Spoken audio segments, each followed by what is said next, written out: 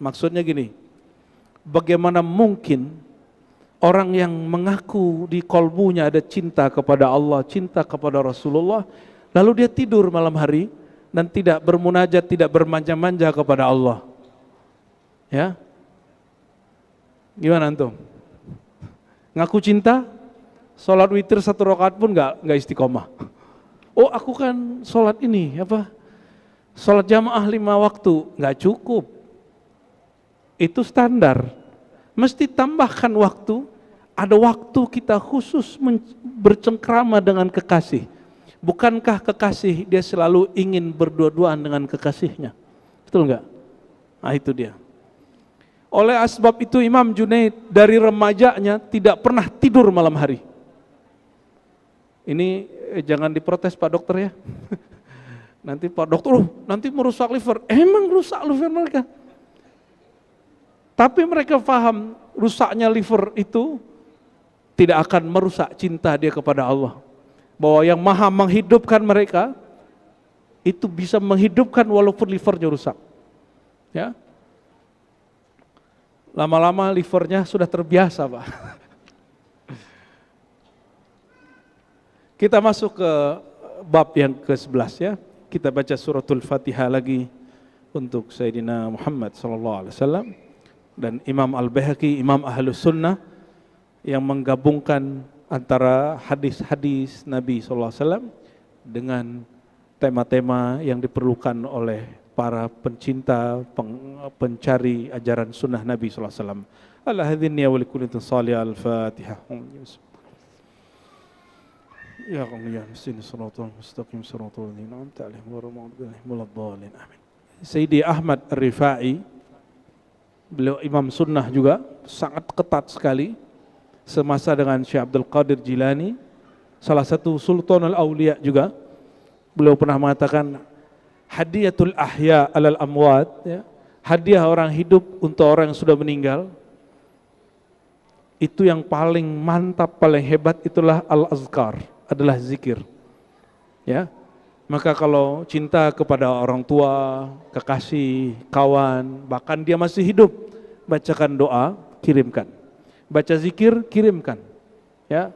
Jangankan orang yang masih sama-sama hidup, udah beda alam, kita hidup, dia sudah meninggal sampai, Pak.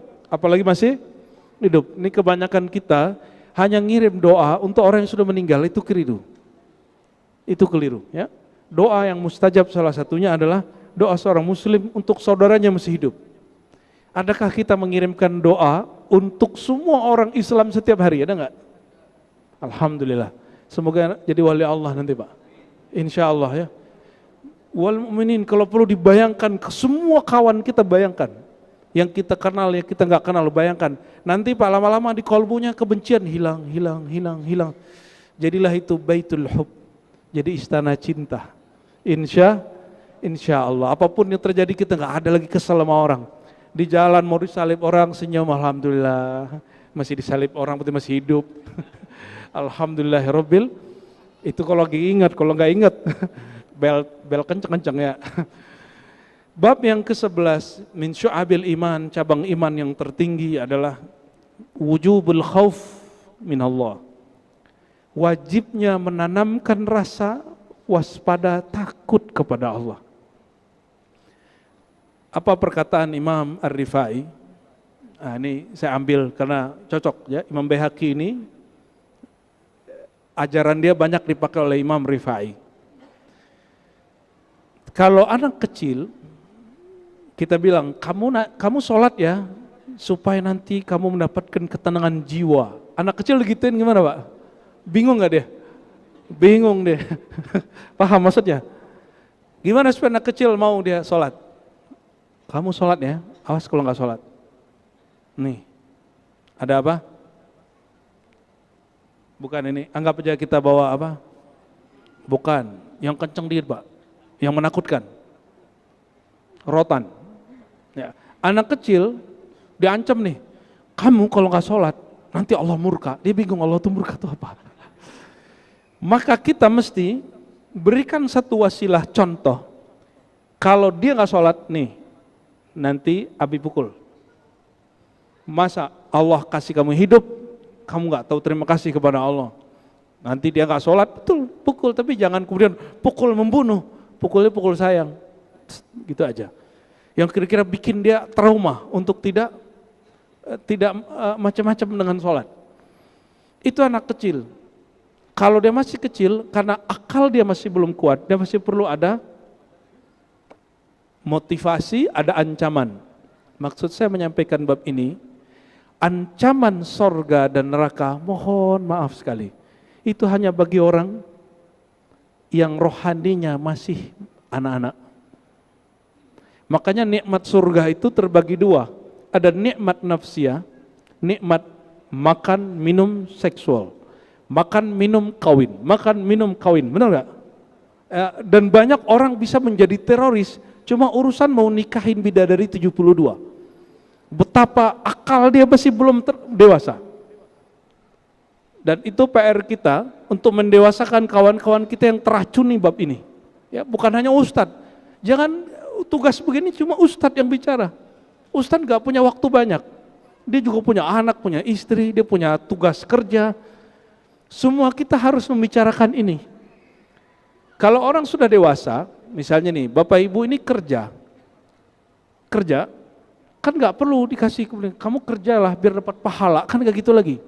Tapi betul-betul kesadaran, aku kerja karena aku bertanggung jawab, punya diri, punya pasangan, punya anak. Nggak perlu disebut pahala, kita udah berangkat. Kesadaran atas tanggung jawab itu yang disebut dewasa. Kapankah kita sholat? Betul-betul karena kesadaran itu. Coba perhatikan surat Thaha. Allah berfirman ke Nabiullah Musa, wahai Musa, innani anallah, la ilaha illa ana. Wahai Musa, sesungguhnya akulah Allah itu yang kamu sembah itu. La ilaha illa ana, tiada Tuhan, tiada yang berhak disembah kecuali aku. Lalu apa kalimat berikutnya? Coba perhatiin. Fa'budni aqimis salata lidzikri. Kalimat ujungnya ini, aqimis salata, dirikanlah salat bukan untuk surga. Bukan karena takut neraka. Dirikanlah salat untuk berkoneksi denganku, untuk berkomunikasi dengan aku. Kelihatan? Nah, Allah berkalam ke siapa? Nabi Musa. Nabi Musa rohaninya dewasa atau rohaninya masih kecil? Gimana? Kalau ini teman-teman semua yang hadir ini bisa memahami ini, wajar kalau Nabi Musa berdoa, ya Allah, kalau aku tidak menjadi Nabi akhir zaman, tolong jadikan aku seperti umat Nabi akhir zaman. Kenapa? Umat akhir zaman beda dengan umat Bani Israel. Bani Israel apapun dia minta jatah. Bahkan mereka tidak malu minta keajaiban. Minta Maidah dari langit turun ke Nabi Isa. Minta dibelahin laut. Minta cuma urusan timun, bawang. Itu mintanya ke Allah. Kan ketinggian. Kita untuk hal-hal gitu gak usah minta-minta. Gak usah kemudian nantang para nabi. Cuma untuk urusan makanan zahir. Malu, punya etika. Maka Nabi Musa dipetunjukkan oleh Allah apa amalan dan faham yang ada pada umat akhir zaman. Salah satunya mereka menyembah Allah bukan urusan materi. Mereka nyembah Allah karena betul-betul rasa cinta dan takut kepada Allah itu sendiri. Bukan takut nerakanya lagi, tapi takut yang punya neraka. Itu beda sekali. Anak kecil dia takut sama rotan, bukan takut sama orang tuanya. Bayangkan betapa sedihnya kita, anak kita sudah dewasa, dia cuma takut sama rotan kita, tapi nggak pernah takut sama kita. Kalau rotannya hilang, kitanya nggak di rumah, anak-anak ngomong ini, hore, papa tidak di rumah. Betul kan? Sejak kapan Allah gaib dari manusia? Maka yu'minuna bil ghaib itu bukan Allah. Al-ghaib akhirat. Allah itu tidak menyebut dirinya ghaib. Allah menyebut dirinya apa?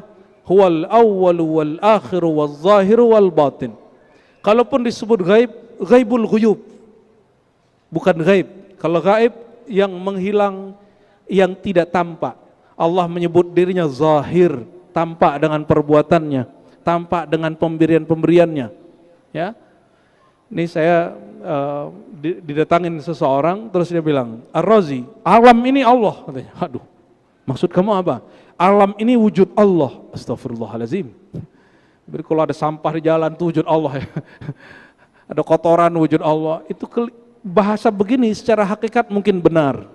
Maksud dia semua yang di alam ini wujudnya bersumber dari wujud Allah. Tapi mengatakan alam ini Allah, itu su'ul adab kepada Allah.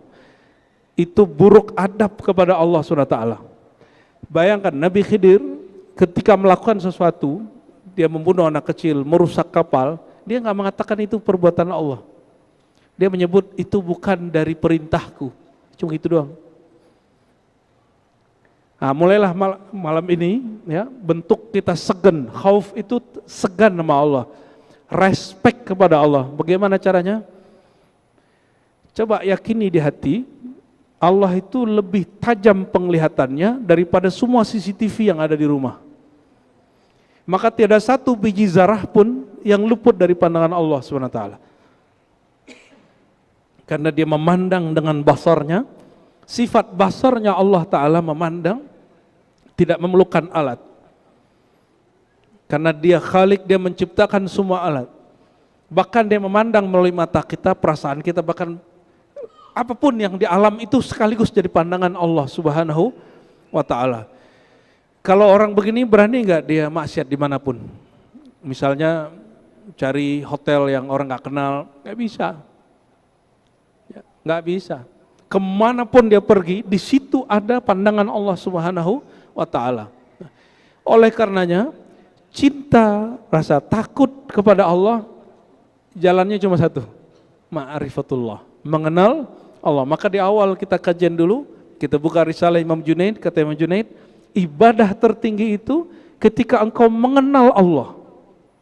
Ketika engkau mengenal Allah, mengenal nama dan sifat Allah. Kalau kita sudah tahu nama dan sifatnya, berikut itu wilayah kekuasaan Allah yang tak terbatas itu. Jadi belajar ma'rifat bukan hanya belajar zikir sekian kali. Tidak, itu riyadhah, latihan. Ma'rifat itu rohnya semua zikir. Perhatikan, ma'rifatullah bukan talqin, bukan bayat, bukan tarekat.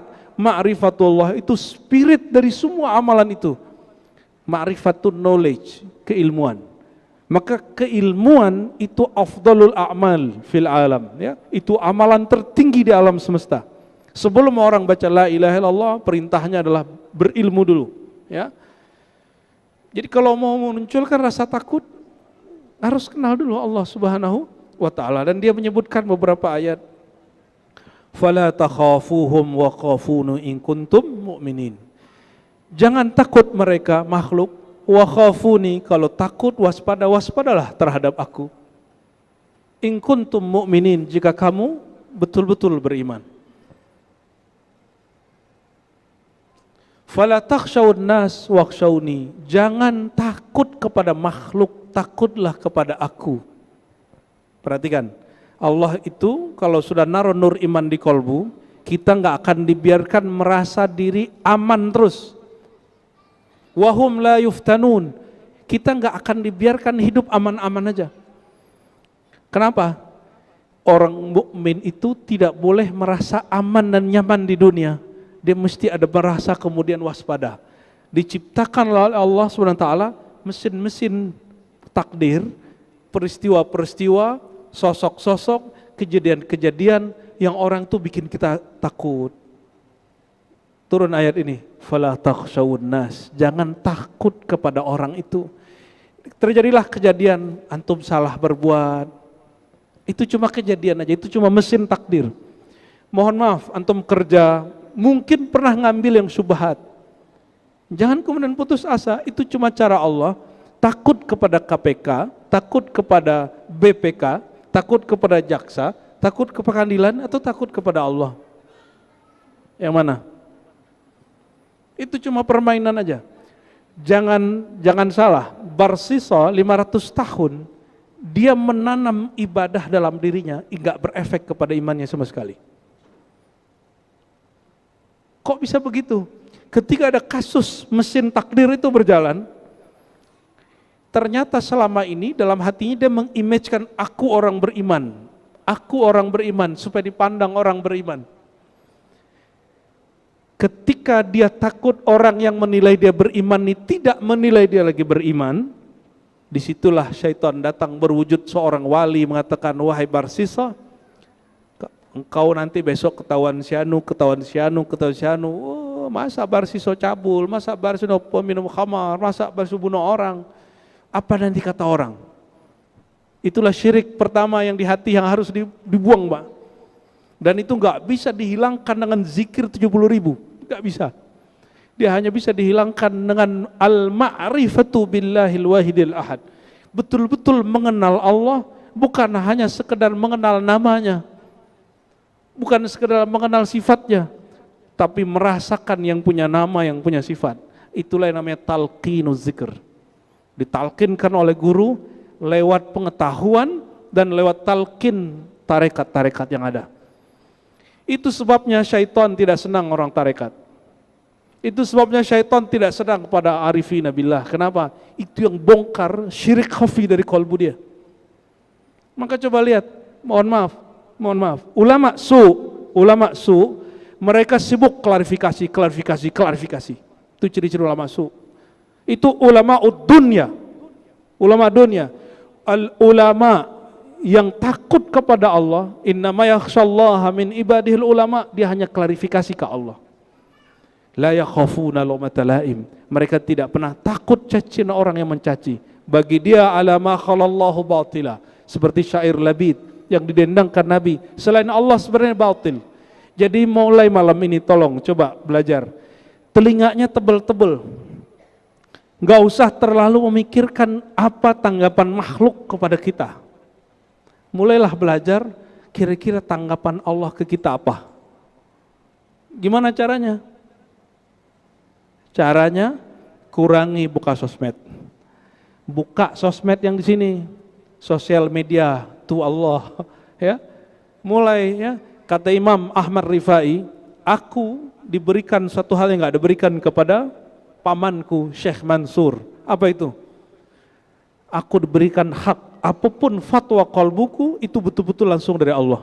Bisa enggak begitu? Itu yang Nabi katakan, istafti qalbak, mintalah fatwa kepada qalbumu. Jadi minta fatwa jangan ke MUI doang, ke qalbu dulu, ya. MUI lagi sibuk, mereka sibuk sama aliran-aliran aneh, ya.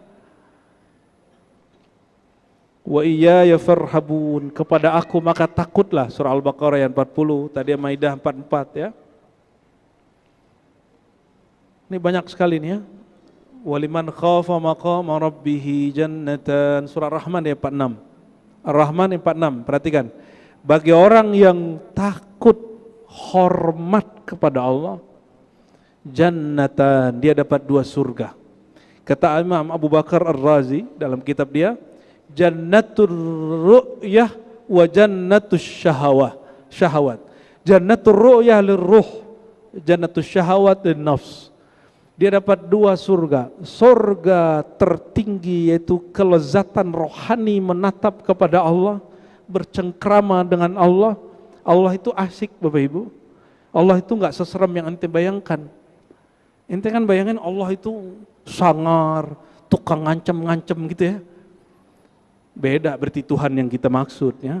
Jangan-jangan sama aja nyebut nama Allah, tapi Allah yang saya maksud itu yang Rahman, yang Rahim, yang dia mesra, dia sangat santun, halim, dia sangat penyayang, gampang memaafkan. Kalau Tuhan ente kan susah memaafkan. Betul nggak? Tuhan ente sukanya perang terus. Kalau Tuhan aneh enggak. Ya, Tuhan aneh memaafkan orang yang merangi kita. Sampai dia mengganggu keamanan kita beribadah, baru kita jihad melawan mereka, ya. Jadi kita nggak takut jihad, Pak. Tapi jihad pada tempatnya, pada waktunya. Ya, ini yang pernah saya sampaikan dahulu. Para masyayikh Al-Azhar diminta oleh Presiden As-Sisi sekarang untuk menghapus bab jihad dari fikih Islam. Apa kata mereka? Oh tenang, bro Presiden, ya. Ilmu ini turunnya dari lisan ulama, bukan dari ngobrol-ngobrol, diskusi-diskusi, tarbiyah, liko-liko. Ya, tapi langsung dari lisan ulama. Ulama tahu cara ngajarin jihad. Bahwa jihad itu karena Allah, bukan karena mau ngawinin bidadari 72. Oke? Ya, kasih tahu ke teman-teman yang kemudian masih motivasi jihadnya begitu. Itu namanya jihad jiwat syahwat ya, bukan jihad ru'yatullah subhanahu wa ta'ala. Ada juga yang mengatakan beberapa ahli tafsir 2 surga, yaitu surga yang didahulukan di dunia, yaitu ketenangan rohani, kebahagiaan, dan nanti surga berjumpa Allah Subhanahu wa taala di ya, jannah ya. Hadis Nabi, hadis yang ada di Sahih Bukhari Muslim, Nabi bersabda kepada Adi bin Hatim, "Ittaqud nar walau bisyikki tamrah." Nah, jadi takut kepada Allah itu untuk level awam, caranya takutlah kepada rotannya Allah. Apa rotannya Allah tadi? Neraka. Neraka bahasa Sanskerta, neraka dari bahasa Arab nar. Nar, neraka, ya. Kalau nyampe di Jawa apa? Naroko. Neroko. Mirip kayak orang Padang berarti ya. Narako. Baik. Jadi kalau betul takut kepada neraka Allah, ancaman Allah, sedekah. Siapapun yang berbisnis pasti lisannya pernah bohong. Ya. Cara tebusnya sedekah tiap hari, walaupun cuma sedikit. Jadi kalau ada apa yang di tepi-tepi jalan, Pak Ogah, jangan ngasih 2.000, 1.000. Lihat orangnya kalau pagi-pagi kasih 10.000. Kalau perlu sekali kasih 50.000. Sesekali Pak, ya. Karena dia nyetor juga, kan kasihan dia nyetornya dikit, ente nuntutnya banyak. Allahumma sholli ala sayyidina Muhammad, silakan azan ya.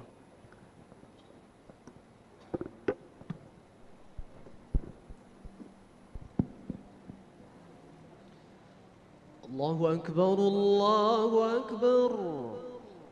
Allahu akbar,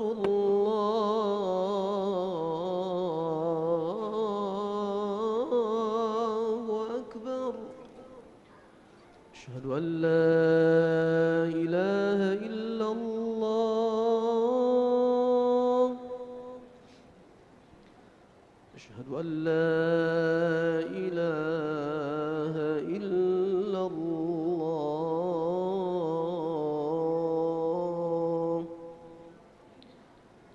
أشهد أن محمدًا رسول الله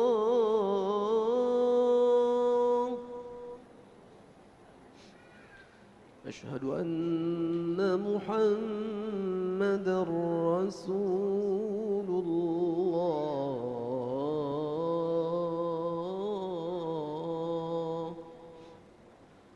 حي على الصلاة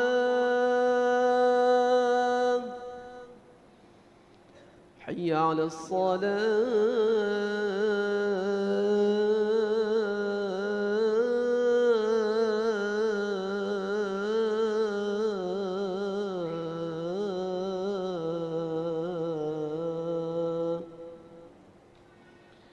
حي على الفلاح حي على الفلاح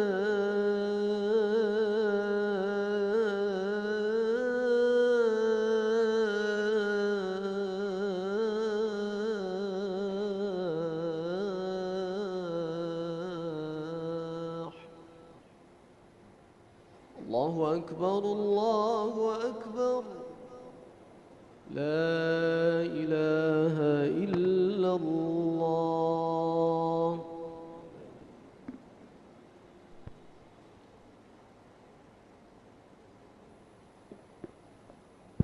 Ya, kita lanjut hadisnya dulu ya. Wal hadithi Sayyidina Anas radhiyallahu ta'ala anhu fihima law ta'lamuna ma'alam la dhahiktum qalila wa la bakaitum katsira. Seandainya kamu tahu, kata baginda Rasulullah, apa yang aku tahu, kalian akan tertawa sedikit dan menangis banyak. Nabi kok bisa cerita detail surga? Kalau kita pulang dari Mekah, bukan nonton di YouTube, pulang bisa cerita nggak? Kalau seseorang emang masuk ke surga, mampir ke neraka, kalau kembali kesadarannya, Nabi bisa cerita? Bisa cerita. Ya. Maka bagaimana Nabi akan bisa tertawa terbahak-bahak kalau beliau sudah melihat bahwa tertawa itu tidak mungkin terjadi, di bayang-bayang beliau itu selalu dua, surga, neraka, surga, neraka. Beliau sudah pasti selamat dari neraka, sudah pasti masuk surga. Beliau membayangkan orang yang tertawa ini gimana. Ya, Nabi sudah pasti masuk surga. Ya, kalau ada seorang profesor tafsir keceplosan dulu ya, semoga Allah ampuni.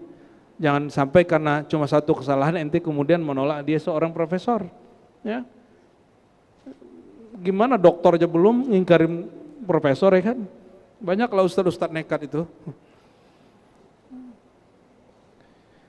Dan ada satu hadis, ya hadis Imam Tirmidzi, Nabi SAW mengatakan ada dua cairan yang dapat memadamkan api neraka walaupun dia cuma satu tetes.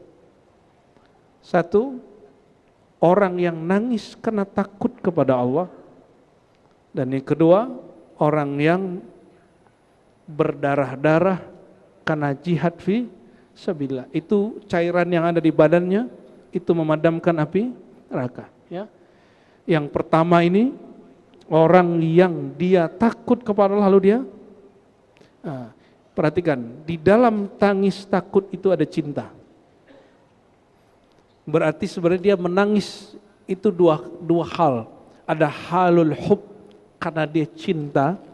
Orang cinta nangisnya nggak tanggung-tanggung. Tapi saya sudah sebutkan sebelumnya, jika ingin tahu cara mencintai Allah dan kita menangis nggak akan berhenti-berhenti. Ya, yang sudah paham bab ini, itu kalau sholawat tuh nggak berhenti-berhenti nangis sepanjang hari. Kalau dia mencintai Allah lewat mengenal Rasulullah SAW. Tapi kalau antum cuma lewat buku, lewat cerita-cerita, nggak akan paham, ya, nggak akan tahu cara mencinta. Dan yang kedua, orang yang takut ancaman Allah, itu kadang-kadang emang tidak dia lupa kepada Rasulullah, karena rohaninya masih gampang diancam. Takutnya karena dia melakukan satu kesalahan, bukan karena cinta. Jadi takut pun ada dua, khauful jamal, khauful jalal. Rasa takut karena jamal cintanya Allah, takut cinta dia tertolak. Yang kedua, takut karena ancaman. Takut yang mana yang lebih tinggi? Takut yang pertama, karena dia takut cinta dia ditolak. Bagaimana mungkin orang sedang kasmaran, telepon dari kekasihnya malam hari dia tidak angkat? Ya, mungkin nggak?